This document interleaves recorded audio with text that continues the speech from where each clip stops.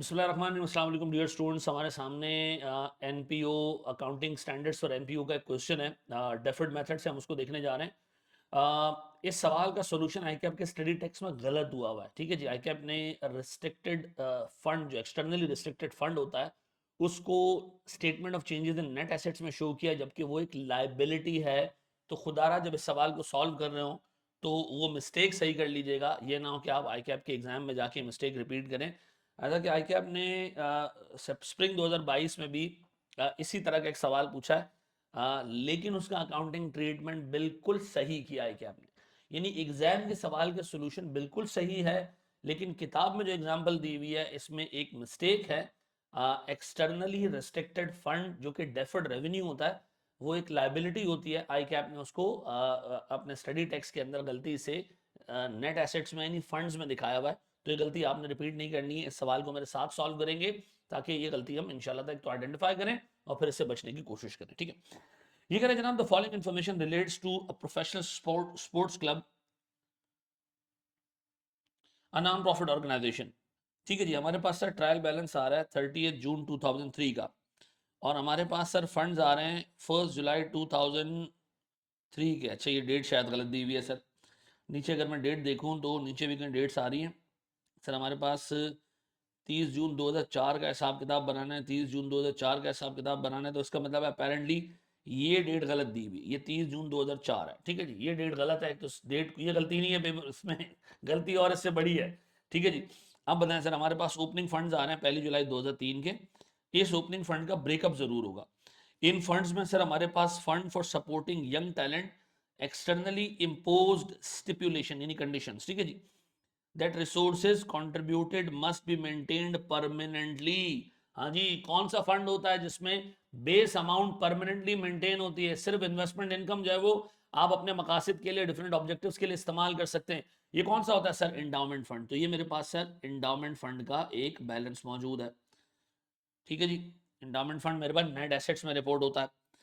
Fund for gymnasium and training centre, externally imposed stipulation for specific use of resources. हाँ जी, ये एक externally imposed restricted fund है, हमें पैसा दिया गया सिर्फ जिम और ट्रेनिंग के लिए।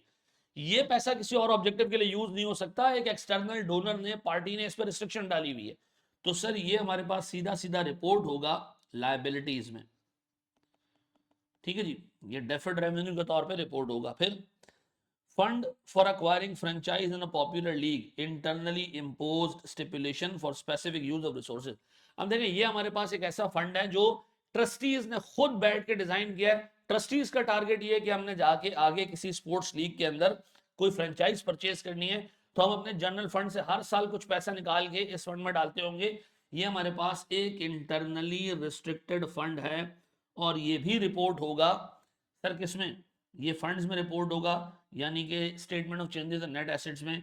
ये लायबिलिटीज में रिपोर्ट होगा सर, ये भी मेरे पास फंड्स में रिपोर्ट होगा, यानी statement of changes in net assets के अंदर। चौथा, जनरल फंड। तो ऑब्वियस सी बात है सर, जनरल फंड तो हमारे पास आएगा ही किसमें? Statement of changes in net assets के अंदर। तो एक चीज जो आई कैप ने गलत की है वो इसकी अकाउंटिंग गलत की है। ठीक है जी, फिर सर हमारे पास अगर हेडवाइज चलें, लॉन्ग टर्म एसेट्स हैं, नेट, नेट का मतलब है सर इसमें एक्यूमुलेटेड डिडक्शन नेट हुई हुई है, इन्वेस्टमेंट है। अच्छा, नीचे डेप्रिसिएशन का कोई हेड नीचे नहीं आ रहा इस ट्रायल में, इसका मतलब है डेप्रिसिएशन अभी तक चार्ज नहीं हुई। डिटेल नीचे आ रही होगी तो हम डेप्रिसिएशन को देख लेंगे। हमारे पास सर डेप्रिसिएशन का पॉइंट है पॉइंट नंबर 6। डेप्रिसिएशन में वो कह रहा है कि जी 20% रिड्यूसिंग बैलेंस पे आपने सारे एसेट्स को डेप्रिशिएट करना है। ठीक है जी, all the amortization is allocated to the general operations, और जो भी डेप्रिसिएशन है वो सारे का सारा जनरल ऑपरेशन से डील होगा, वो किसी स्पेसिफिक फंड को एलोकेट नहीं होगा। ये खर्चा सिर्फ जनरल फंड में जाएगा, इनकम एंड एक्सपेंडिचर अकाउंट के अंदर जाएगा, और यहां से सर सीधा सीधा सरप्लस का पार्ट बनेगा, और किसी फंड के स्पेसिफिक एक्सपेंसेस में डेप्रिसिएशन नहीं आएगा। डन। अच्छा, फिर जी इन्वेस्टमेंट्स आ रही हैं, शॉर्ट टर्म बैंक लोन है, ये लायबिलिटी है मेरे पास, करंट लायबिलिटी है।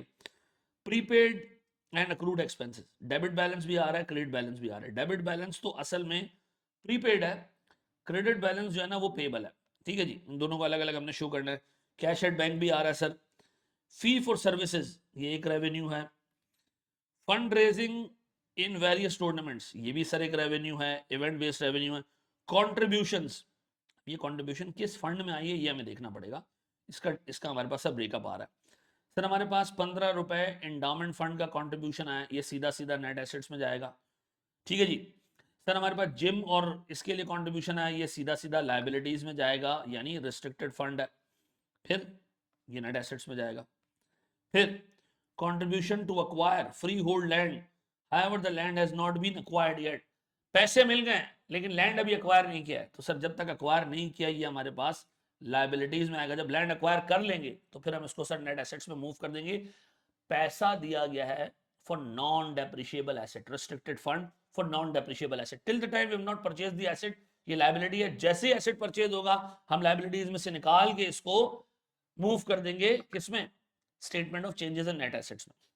फिर जी contribution to repay loan to fund current expenses, हाँ सर ये भी एक्सटर्नली रिस्ट्रिक्टेड फंड में पैसे आए सर, लेकिन ये पैसे ये लोन रीपे हुआ है नहीं सर, इसका मतलब सीधा सीधा हमने इसको क्या करना है, इसको हमने डेफर्ड रेवेन्यू और डेफर्ड रेवेन्यू सीधा सीधा उठा के इनकम एंड एक्सपेंडिचर में डाल देना है, क्योंकि करंट ईयर के एक्सपेंसेस मीट करने के लिए पैसा दी। यानी इसकी मिसाल ऐसे ही है कि आप किसी एनपीओ को पैसा दे दें या एनपीओ ने उस खर्चे को उठाने के लिए लोन ले लिया और आप उसका लोन रिपे कर दें, बात एक ही है। ठीक है जी, इफेक्टिवली आपने पैसे दिए हैं, एक्सटर्नली रिस्ट्रिक्टेड फंड है, लेकिन चूंकि करंट पीरियड के एक्सपेंसेस मीट करने के लिए दिया है तो ये इमीडिएटली इनकम एंड एक्सपेंडिचर में चला जाएगा। ठीक है। फिर सर कंट्रीब्यूशन जनरल फंड के लिए आए कितने, 57 रुपए, लेकिन 57 में से हमने 3 रुपए का कंट्रीब्यूशन अपनी मर्जी से इंटरनल ट्रांसफर कर देना, तो सर ये हमारे पास सर ठीक है unrestricted fund but self imposed 3 will be allocated to the acquiring franchise. ठीक है, ये हमारे पास सर जनरल फंड की कंट्रीब्यूशन मार्जिन कंट्रीब्यूशन है और ये इनकम एंड एक्सपेंडिचर में जाएगा। डन। अब जनाब मेरे पास सर 2 पॉइंट्स हो चुके हैं सर, मैं और नीचे आता हूं। तो गवर्नमेंट फंडिंग है, भाई गवर्नमेंट फंडिंग क्या, गवर्नमेंट ग्रांट है, हाँ सर गवर्नमेंट ग्रांट, ट्रीटमेंट उसकी वही है जो गवर्नमेंट ग्रांट की है। Government grant is received to support general operations for 5 years.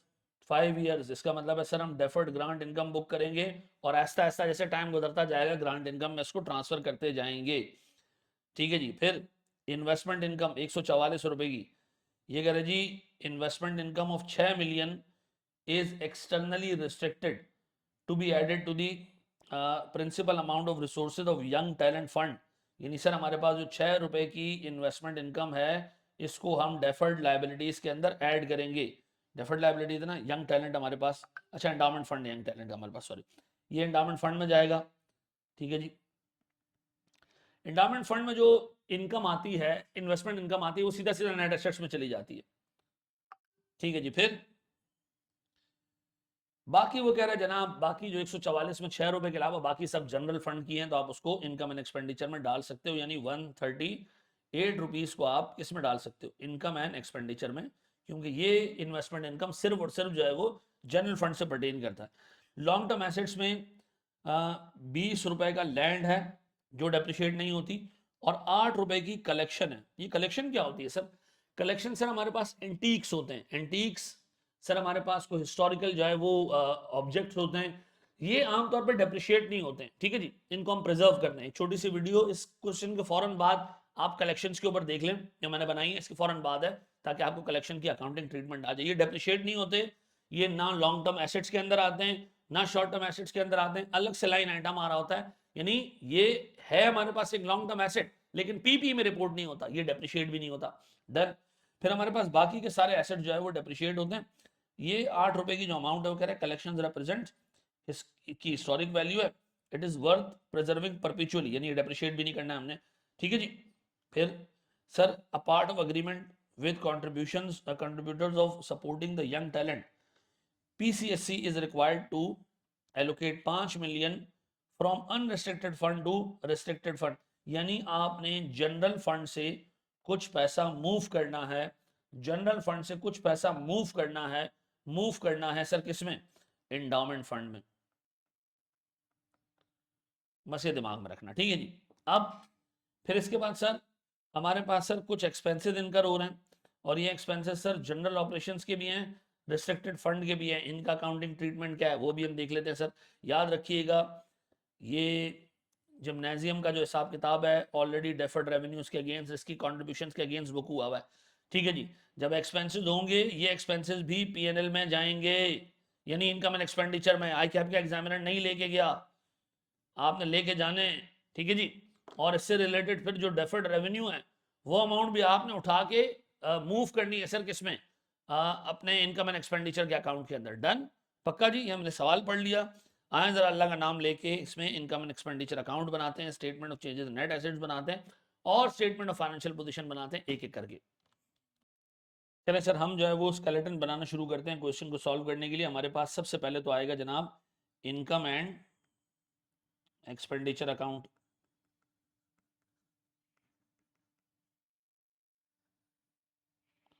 ठीक है जी, आप क्यों देख रहे हैं, आप पॉज कर लें, मैं स्केलेटन बना के दोबारा वीडियो लगा देता हूँ। तो सर सीन कुछ ऐसे हैं कि हमने एक तरफ तो इनकम एंड एक्सपेंडिचर अकाउंट का हिसाब किताब बना लिया, ठीक है जी, और एक तरफ हमने जो है वो statement of changes and net assets का हिसाब किताब बना लिया, ठीक है जी। और एक तरफ सर हमारे पास फाइनेंशियल पोजीशन के दो दो साइड्स आ गई सर, एसेट साइड अलग आ गई, और हमारे पास लाइबिलिटीज और फंड्स की साइड अलग आ गई, ठीक है, जिसको हम बड़ा करते हैं जनाब, और अल्लाह का नाम लेके हम अब इसको एक एक एडजस्टमेंट पिक करके पॉपुलेट करना शुरू करते हैं। कुछ हमें असम्पशंस लेनी पड़ेंगी कि कुछ इतना सवाल में डिटेल चीज़ें कुछ एस्पेक्ट्स के बारे में नहीं है। और दूसरी चीज़ ये, अच्छा एक टोटल का कॉलम भी यहाँ बना दो।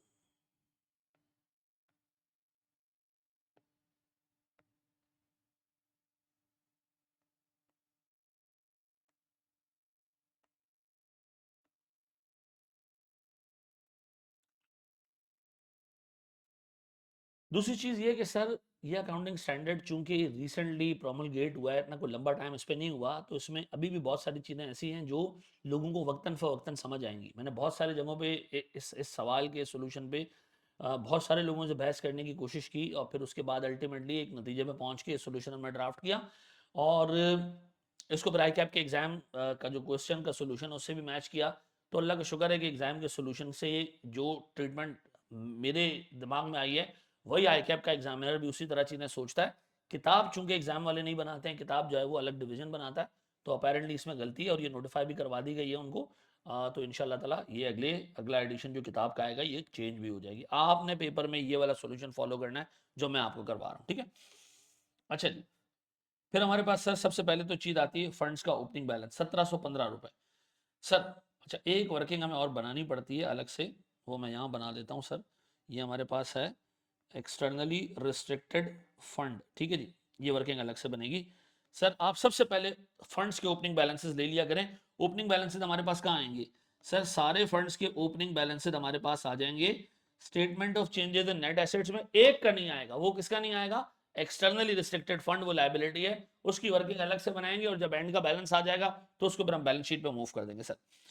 हमारे पास 1715 रुपए का ओपनिंग है, 50 रुपए हमारे पास इंडाउमेंट फंड के हैं, तो उसको इंडाउमेंट फंड में डाल दें सर, कितने जी, 50 रुपए का बैलेंस। फिर हमारे पास सर उसके बाद सर 115 रुपए का अमाउंट है, ये जिम्नेजियम एंड ट्रेनिंग सेंटर्स के अंदर एक्सटर्नली इम्पोज रिस्ट्रिक्शंस के साथ आ रहा है 115 रुपए, इसको मैं इस वर्किंग में डाल रहा हूं, ओपनिंग बैलेंस 115। फिर मेरे बच्चों इसके बाद 3 रुपए हमारे पास sir internally restricted fund create किया ट्रस्टीज ने, तो ये नेट एसेट्स में आ रहा है सर 3 रुपए। और ये 3 रुपए कहां से आए, इसमें कुछ टाइम पहले जनरल फंड से यहाँ पैसे मूव हुए होंगे। फिर सर हमारे पास जनरल फंड कितने का सर, चौथा 1547 रुपए का, वो यहाँ आ गया सर।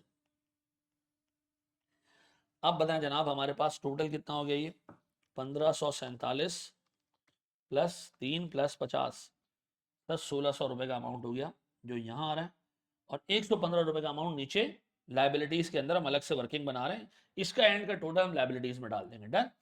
अच्छा जी, अब एक एक स्टेप आगे बढ़ते हैं हम जनाब। हमने ये उठा लिया लॉन्ग टर्म एसेट्स 428, ठीक है जी। इस 428 का ब्रेकअप क्या है सर, लॉन्ग टर्म एसेट्स,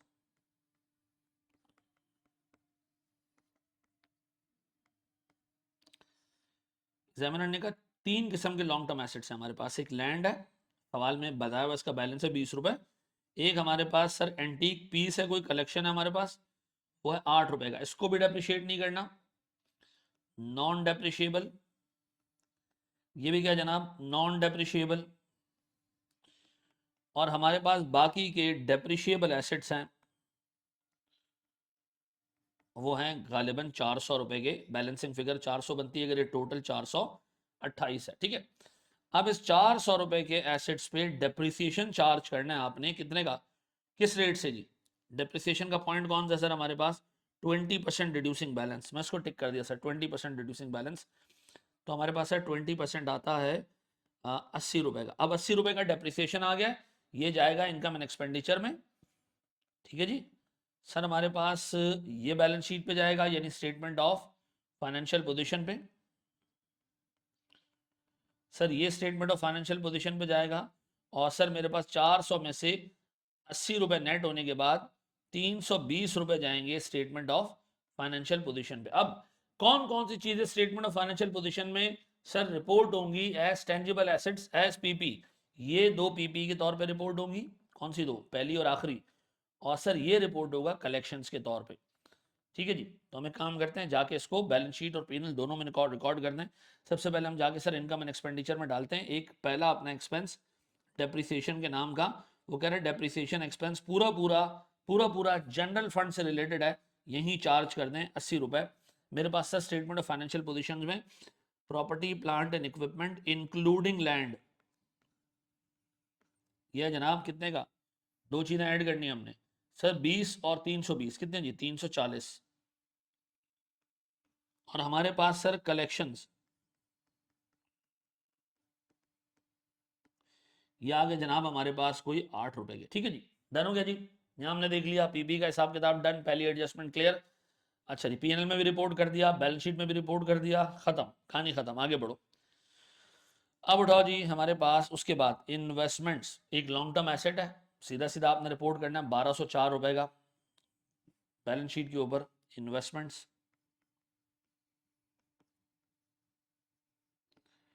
कितने का जी, 1204 रुपए का, ठीक है जी, कोई मसले वाली बात नहीं।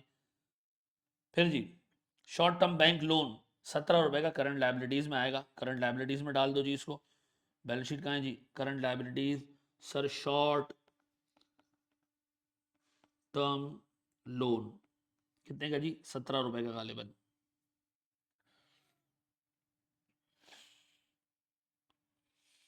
अच्छा जी, फिर हमारे पास सर प्रीपेड आ रहा है 8 रुपए का, और 11 रुपए का एक्सपेंस पेबल आ रहा है। तो करंट एसेट्स और करंट लाइबिलिटीज में तोड़ना पड़ेगा। सर हमारे पास एक्सपेंस पेबल, कुछ एक्सपेंसेस हैं, एक्रूड एक्सपेंसेस भी आप इसको कह सकते हो, और कुछ हमारे पास प्रीपेड्स आ रहे हैं, कितने के जी प्रीपेड्स, और वो सर 8 रुपए का प्रीपेड है, 11 रुपए का एक्सपेंस पेबल है। 8 रुपए का प्रीपेड है, 11 रुपए का एक्सपेंस पेबल है, ठीक है जी। एक एक लाइन हम उठा उठा के एडजस्ट करते जा रहे हैं, जिसके नीचे एडजस्टमेंट है वो हमें आइडिया है। कैश एट बैंक 43 रुपीज़ का करंट एसेट्स में डाल दें सर, करंट एसेट्स में डाल दें जी cash,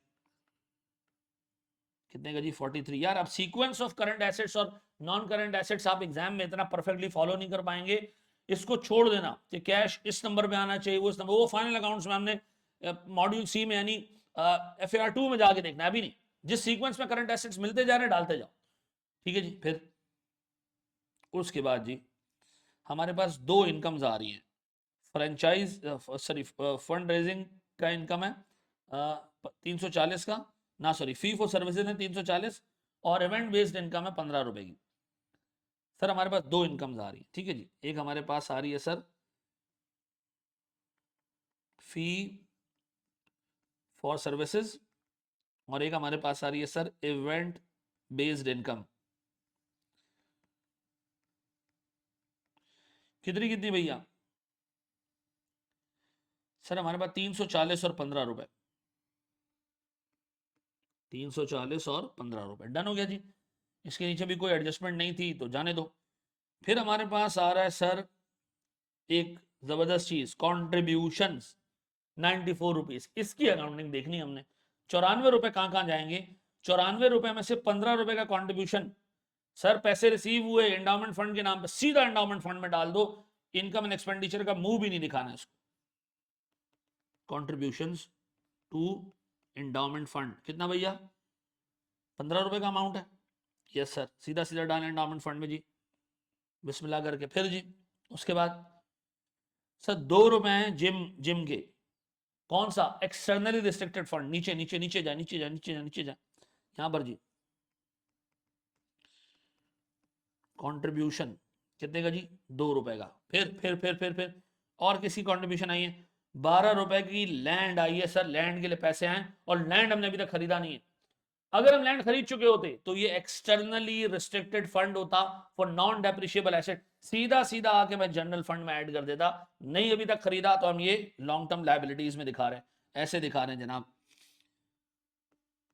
contribution for current assets में दिखा रहे हैं, मज्यूम करें करंट लायबिलिटीज में दिखा रहे हैं, मज्यूम करेंगे अगले साल हम लैंड ले लेंगे। कंट्रीब्यूशन गिवन फॉर लैंड कितने का भैया? 12 रुपए। चलो जी लायबिलिटीज में दिखा दिया, जैसे ही लैंड खरीदेंगे हम लैंड डेबिट करेंगे, कैश क्रेडिट करेंगे और ये लायबिलिटी उठा के जनरल फंड में क्लोज कर देंगे। ठीक है जी। फिर जी 8 रुपए सर हमने कंट्रीब्यूट किया है sir, contribution to repay loan taken to fund current years expenses. External fund आ रहा है, एक्सटर्नली रिस्ट्रिक्टेड फंड है, किसी एक्सपेंस को मीट करने के लिए दिया जा रहा है, लेकिन चूंकि करंट ईयर के एक्सपेंसेस को मीट करने के लिए दिया जा रहा है तो करंट पीरियड में ये उठा के हम इनकम में डाल देंगे। डेफर्ड रेवेन्यू उसको बनाने की जरूरत नहीं है, वैसे पहले डेफर्ड रेवेन्यू बना होगा जब आया होगा, लेकिन जैसे ही हमने एक्सपेंस इनकर किया होगा इसको हमने कहां डाल दिया होगा? पीएल में। जैसे एक्सटर्नल फंड आते हैं एक्सपेंसेस के लिए हम उसको डेफर्ड रेवेन्यू में डालते हैं, जैसे एक्सपेंस इनकर होता है हम उसको डेफर्ड रेवेन्यू से इनकम एंड एक्सपेंडिचर में मूव कर देते हैं। चूंकि ये पैसा आया ही करंट ईयर के एक्सपेंसेस के लिए तो उसको तो हम डायरेक्ट जो है वो इनकम एंड एक्सपेंडिचर में डाल देंगे। कितने अमाउंट आई? 3 रुपए की। 3 रुपए पक्का? 8 रुपए, सॉरी 8 रुपए सर, है ना। कंट्रीब्यूशन टू रीपे लोन, ठीक है जी। Contribution for current year expenses, ठीक है जी। 3 रुपए, अब सॉरी 8 रुपए, अहमद रजा 8 रुपए।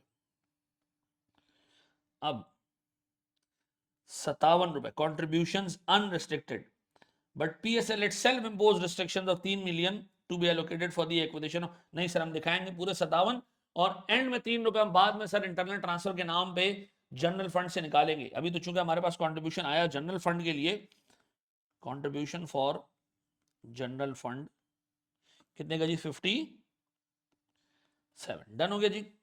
ये मेरे पास सर 2 कंट्रीब्यूशन आ गई और हमने 94 रुपए को पूरा पूरा ठिकाने लगा दिया। गवर्नमेंट फंडिंग आई है जी 150 रुपए की।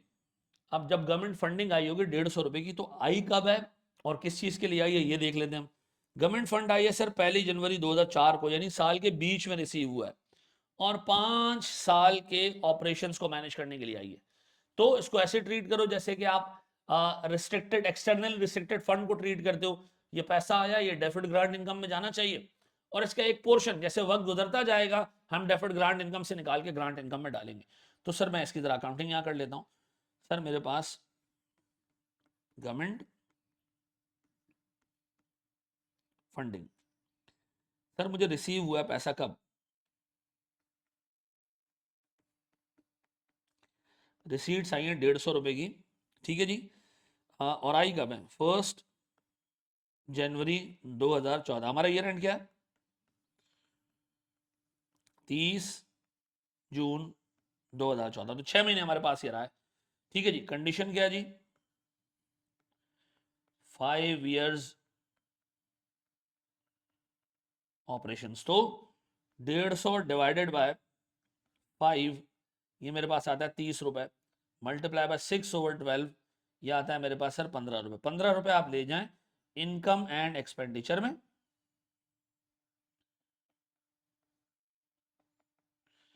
और बाकी 150 रुपए में से 15 हटा दूं तो 135 रुपए आप ले जाएं डेफर्ड ग्रांट इनकम में, ठीक है जी। ले जाते हैं सर अभी अभी डेफर्ड ग्रांट इनकम। अच्छा अब अगले साल इसमें से कितना पोर्शन सर निकलेगा जो पीएनएल में जाएगा अगले साल? सर हर साल 150 डिवाइडेड बाय 5, 30 रुपए का अमाउंट हर साल पीएनएल में जाएगा।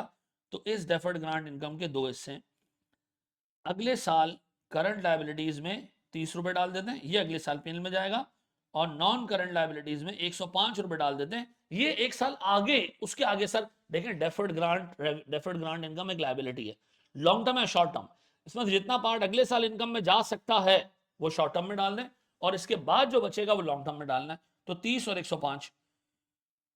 तो एक काम करते हैं हम, तो सबसे पहले इनकम एंड एक्सपेंडिचर में जाते हैं और हम यहाँ लिखते हैं जनाब गवर्नमेंट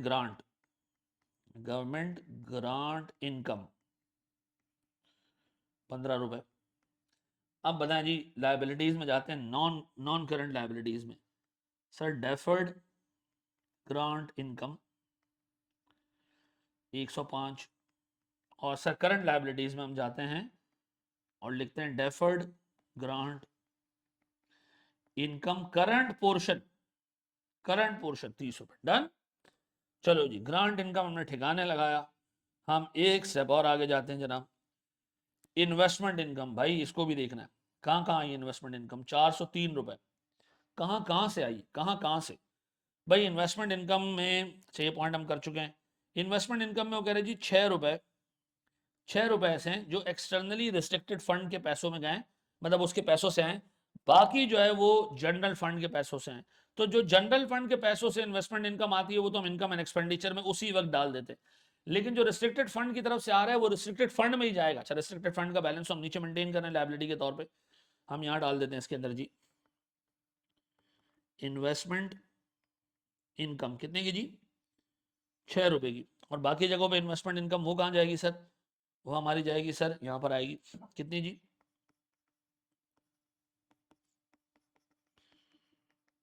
138। खलास, बेहतरीन हो गया जी। इन्वेस्टमेंट इनकम ठिकाने लगा तो अब हमने उठाए general expenses sir, salaries, rent and utilities and other expenses. अब देखें इसमें एक छोटा सा इशू है सर, वो इशू ये कि हमारे पास ये जो 3 एक्सपेंसेस आ रहे हैं ना, 144 था, 403 नहीं था ये, सॉरी, ठीक है 144 था। अब जो 3 एक्सपेंसेस आ रहे हैं इसमें कुछ एक्सपेंसेस जनरल ऑपरेशंस के और कुछ एक्सपेंसेस रिस्ट्रिक्टेड फंड के हैं। देखो जनरल ऑपरेशंस के तो इमीडिएटली इनकम एंड एक्सपेंडिचर में डाल दो, वो कितने, वो हैं जी 735। ये तो immediately income and expenditure account में डाल दो। हम डालने जनाब तीन है ना, क्या क्या है, salaries, rent expenses and other expenses. Salaries, rent expense and other expense. कितना कितना अमाउंट है जी 370, 325 और प्यारे भाई 40 रुपए। अब देखें आपको एक चीज याद आ रही होगी कि गवर्नमेंट IS-20 याद करो, गवर्नमेंट ने आपको 100 रुपए दिए, कहा अगले 2 साल की वेजेस पे करना। क्या करते थे तुम, cash debit, deferred grant income credit. फिर जब वेज एक्सपेंस आता था क्या करते थे, वेज एक्सपेंस डेबिट करके वेज एक्सपेंस को P&L में डालते थे और फिर डेफर्ड ग्रांट इनकम से एक पोर्शन निकाल के ग्रांट इनकम में डालते थे। याद आ रहा है, याद आ रहा है। अब बताएं सर, एक्सटर्नली रिस्ट्रिक्टेड फंड जो आप मैनेज कर रहे हो, ये जो आपके पास पैसे पड़े हैं, इसी में से कुछ एक्सपेंस हुआ है, एक्सपेंस गया होगा P&L में, गया होगा इनकम एंड एक्सपेंडिचर में, इसका एक्सपेंस गया होगा कितना जी सर 33, 29 और 6, 33, 29 और 6 ये मिला के बनता है 68। कितना बनता है 68। तो 68 रुपए की इनकम आपने यहां से निकाल के इनकम एंड एक्सपेंडिचर में डाल देनी है। ठीक है जी, क्या लिखूं इसको मैं, amortisation of externally restricted fund कितने से जी 68। भाई याद आ रहा है गवर्नमेंट ग्रांट के हमें मिलते थे पैसे, हम एंट्री पास करते थे जी कैश डेबिट, ठीक है जी 100 रुपए, डेफर्ड ग्रांट इनकम क्रेडिट 100 रुपए, फिर हम इनकर करते थे वेजेस, फिर हम एंट्री पास करते थे वेजेस एक्सपेंस डेबिट से 40 रुपए, कैश क्रेडिट जी 40 रुपए। फिर हमें याद आता था यार इसी चीज के लिए तो पैसे मिले, फिर हम एंट्री पास करते थे डेफर्ड ग्रांट इनकम डेबिट 40 और ग्रांट इनकम क्रेडिट कितने से 40 से। तो ग्रांट इनकम भी P&L में जा रही होती थी और वेजेस एक्सपेंस भी P&L में जा रहा होता था। तो 68 रुपए का एक्सपेंस तो P&L में चला गया इन 3 हेड्स के अंदर। अब मैं क्या करूं सर, मैं यहां लिखूं जनाब इनकम फ्रॉम रिस्ट्रिक्टेड फंड। अब ये रिस्ट्रिक्टेड फंड की 68 रुपए की इनकम भी यहां आनी चाहिए। आपके एग्जामिनर ने काम नहीं किया, आपके एग्जामिनर ने चूंकि दिखाया external restrict examiner, sorry word use कर रहा हूं, किताब में जो है ना आप ऐसा नहीं हुआ, आपकी किताब के अंदर ये 68 रुपीज सर नेट एसेट्स के अंदर दिखाएंगे, गलत। Restricted fund is a liability, वो फंड्स में नहीं आना चाहिए। तो चूंकि वो लायबिलिटी दिखा नहीं रहे थे तो सर ये एक्सपेंसेस भी उन्होंने नेट एसेट्स में देखा, गलत है। अब आइंदा के बाद रिस्ट्रिक्टेड फंड का पैसा मिलेगा, आप लायबिलिटीज में डालोगे, फिर सर जब पैसा खर्च हो जाएगा तो एक्सपेंस बुक करोगे और रिस्ट्रिक्टेड फंड से पैसा निकाल के इनकम लेके जाओगे, उसी तरह जिस तरह गवर्नमेंट ग्रांट बुक की थी, पैसे मिलते थे गवर्नमेंट ग्रांट के लिए, डेफर्ड ग्रांट इनकम क्रेडिट, फिर जब एक्सपेंस इनकर करो एक्सपेंस डेबिट कैश क्रेडिट, और फिर डेफर्ड ग्रांट इनकम से ग्रांट इनकम में अमाउंट मूव करोगे। क्लियर? 68 रुपीज का एक्सपेंस भी आया नीचे और 68 रुपीज की हमने इनकम भी बुक कर ली। अब बताओ ये तीनों मिला के कितने हो जाते हैं सर? ये मिला के हो जाते हैं सर हमारे पास 403, 354, 403, 354 और आखिरी हमारे पास है सर 46। चलो जी, आप बताएं सर, कहानी खत्म, सरप्लस निकाल लें हैं? खत्म हो गया जी। अब निकाल लें जी सरप्लस कितना है दोस्त। सर अगर मैं इन सबको एडअप करूं तो मेरे पास 340 plus 15 plus 8 plus 57 plus 15 plus 138 plus 68, मेरे पास इनकम्स आती हैं sir 641 minus 80 minus 403 minus 354 minus 46, ये मेरे पास आता है सर 242 रुपीज का डेफिसिट। अच्छा, आप अमेजिंग बात देखें, आपकी किताब में और मेरा डेफिसिट सेम आ रहा है। क्यों? क्योंकि आपकी किताब वाले ने इसको इनकम ट्रीट नहीं किया और इनको एक्सपेंसेस ट्रीट नहीं किया, मैंने इनको इनकम और एक्सपेंस ट्रीट किया, तो मेरे पास नेट उतना ही बैलेंस बच रहा है। अब बताओ ये मूव कर दें हम यहाँ पर, हैं? सरप्लस यहाँ मूव कर दें सर, ये तो डेफिसिट है। डेफिसिट है कितने का जी? 242 रुपीज का। डन। अब बताओ इसके बाद सर कोई इंटरनल ट्रांसफर हैं? सर दो इंटरनल ट्रांसफर हैं। एक, हमें यह बताया गया था कि जो 3 रुपए का अमाउंट कंट्रीब्यूशन में हमें मिला, हमने 3 रुपए उठा के मूव कर दिए कहां पर? जनरल फंड से इंटरनली रिस्ट्रिक्टेड फंड में। तो यहां से 3 रुपए निकलेंगे, यहां 3 रुपए डलेंगे। ठीक है जी। इसके बाद एक इंटरनल ट्रांसफर और है, नाम लिख सकते हो इसके आगे, ट्रांसफर टू ट्रांसफर। अच्छा, फिर इंडोमेंट फंड में हमने पैसे फेंकने, कितने जी? इंडोमेंट फंड में कह रहा है 5 मिलियन रुपए आपने डालने हैं। ठीक है जी। As a part of agreement contribution to supporting the young talent, ये इंडोमेंट फंड है हमारे पास। सर 5 मिलियन हमने यहां से निकालने हैं और हमने 5 मिलियन इंडोमेंट फंड में फेंक देने हैं, ऐसा। अब बताएं सर, मेरे पास फंड का ये बैलेंस, सर मेरे पास फंड का ये बैलेंस और फंड का ये बैलेंस कितना कितना आ रहा है? सर अगर यहाँ टोटल भी देख लें 15, सर -242, सर मेरे पास नील नील, कितना आ रहा है सर? ये 1600 प्लस 15 माइनस 242, ये आ रहा है सर मेरे पास 1373। मेरे पास ये आ रहा है 50 प्लस 15 प्लस 5। अच्छा, कोई इसकी इन्वेस्टमेंट इनकम थी इंडोमेंट फंड की? हम भूल तो नहीं गए इन्वेस्टमेंट इनकम डालना है? आप यस सर हम भूल गए।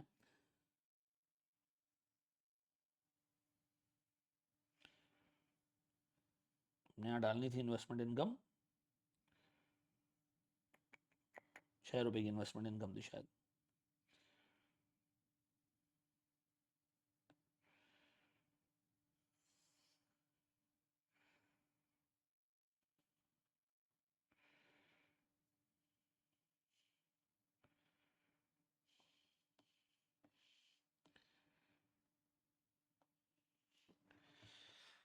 कंट्रीब्यूशन टू एंडोमेंट फंड, ठीक है जी। इन्वेस्टमेंट इनकम कितनी थी मेरे बच्चों?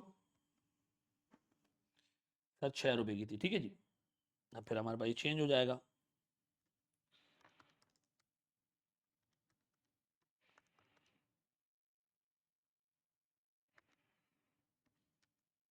वन थ्री सेवन नाइन,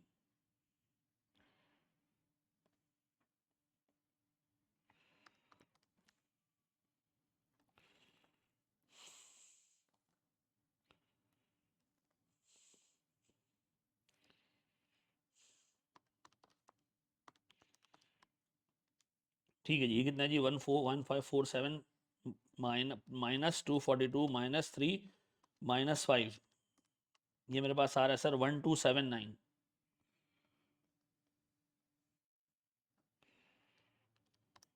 ठीक है जी, फिर ये 6 रुपये आ रहा है, ये 50 प्लस 15 प्लस 6 प्लस 5, ये आ रहा है सर मेरे पास 76। तो सर मेरे पास 1279 प्लस 6 प्लस 76, अगर मैं इसको ऐसे भी टोटल करूं तो देखो ये क्या मैच कर रहा है।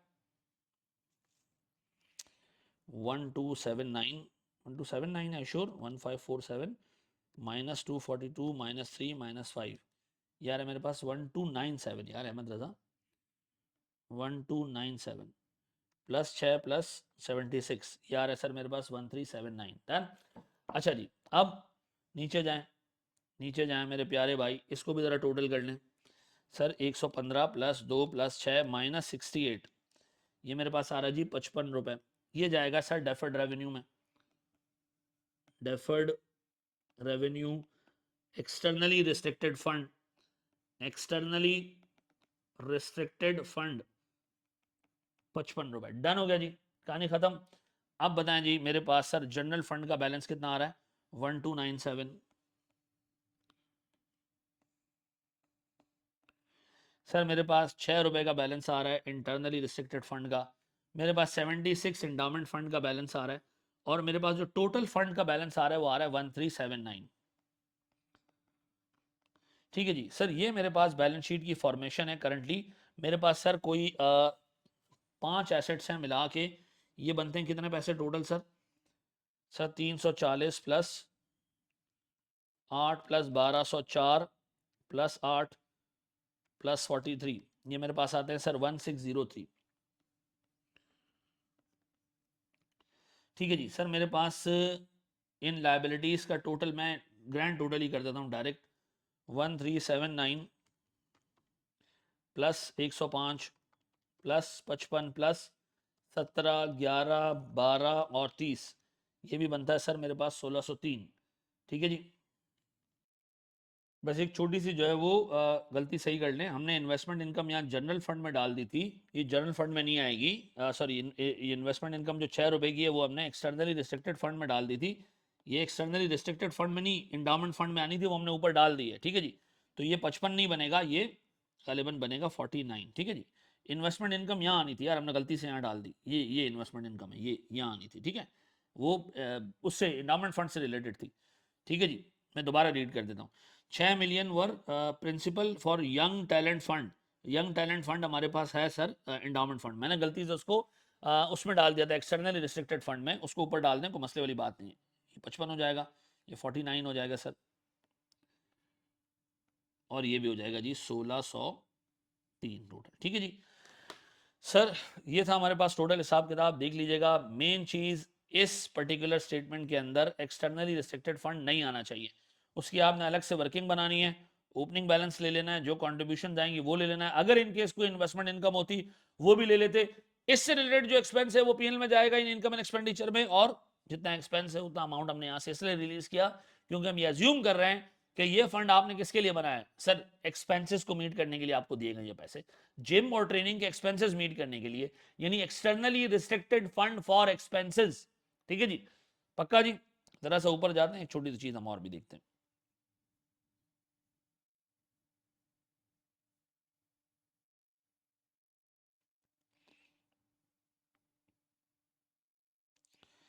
हाँ जी, याद आ रहा है, externally restricted fund for expenses, जब पैसा मिला डेफर्ड रेवेन्यू में डाला, जब एक्सपेंस आया तो एक्सपेंस हमने इनकम एंड एक्सपेंडिचर में डाला,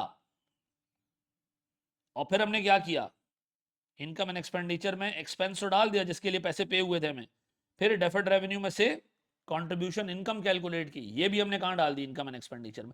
तो जो एक्सपेंस इनकम एंड एक्सपेंडिचर में डल रहा है उससे रिलेटेड जो एक्सटर्नली रिस्ट्रिक्टेड फंड में ग्रांट टाइप का पैसा मिल रहा है वो भी इनकम एंड एक्सपेंडिचर में जाएगा इनकम के तौर पर। ठीक है जी सर, इसको देख लीजिएगा, it was a good question, it contained a mistake in the book, in ICAPs book, वहां पर यहाँ पर जो एक्सटर्नली रिस्ट्रिक्टेड फंड का पैसा आ रहा था वो मैंने हटा दिया। एग्जाम का सॉल्यूशन देख लीजिएगा, जो मेहताब लिमिटेड का क्वेश्चन है इसके फौरन बाद में वो करवा रहा हूँ, वो देख लीजिएगा। थैंक यू वेरी मच, अस्सलाम वालेकुम।